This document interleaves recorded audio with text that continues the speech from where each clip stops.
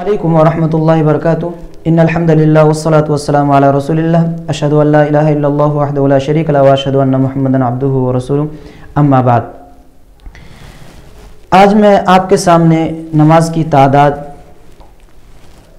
اس سلسلے میں بات کروں گا، خواہ فرض نماز ہو یا سنتیں ہوں۔ فجر کی 2 رکعت نماز فرض ہے، ظہر کی 4، عصر کی 4، مغرب کی 3، عشاء کی 4۔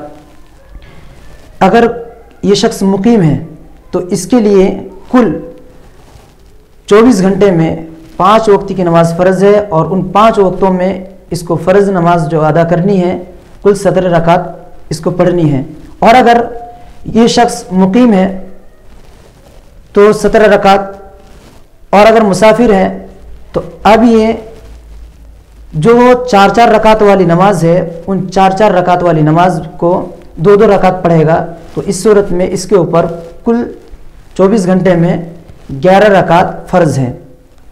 وہ اس طور پر کہ فجر میں 2 رکعت، ظہر میں 2 رکعت، عصر میں 2 رکعت، مغرب میں 3 رکعت اور عشاء میں 2 رکعت۔ اس طرح سے کل 24 گھنٹے کے اندر 11 رکعت اس کے اوپر پڑھنا فرض ہے اگر یہ شخص مسافر ہے۔ ان فرض نمازوں سے ملتے جلتے جو نماز ہیں ان کا بھی ہم تذکرہ کر لیتے ہیں۔ اگر یہ شخص مقیم ہے تو اب اس کے لیے ان فرض نمازوں کے ساتھ پہلے یا بعد میں کچھ اور بھی نمازیں پڑھنی ہوتی ہیں، تو ان نمازوں کے بارے میں ہم جانتے ہیں۔ فجر سے پہلے 2 رکعت، فجر کی نماز سے پہلے 2 رکعت۔ اگر یہ شخص مسجد میں پہنچ گیا اور دیکھ رہا ہے کہ جماعت کھڑی ہے یا جماعت کھڑی ہونے والی ہے اور وہ نہیں پڑھ سکا، تو اب یہ شخص جماعت ہو جانے کے بعد فجر کے بعد 2 رکعت پڑھ لے گا۔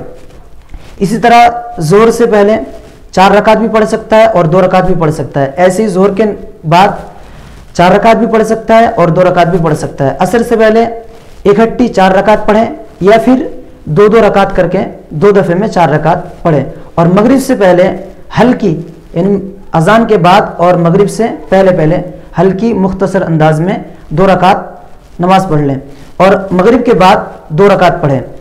عشاء سے پہلے کوئی نماز نہیں، عشاء کے بعد 2 رکعت، اور وتر فجر کی اذان یعنی صبح صادق سے پہلے 1 رکعت، 3 رکعت، 5 رکعت، 7 رکعت، 9 رکعت جتنا ہو سکے پڑھ لیں۔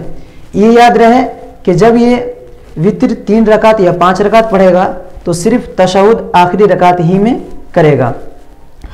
تو آج کی ویڈیو میں اتنے ہی، پھر انشاءاللہ آگے ہم نماز کس طرح سے پڑھنا ہے، سنتیں کیا کیا ہے، اس سلسلے میں ہم گفتگو کریں گے۔ السلام علیکم ورحمۃ اللہ۔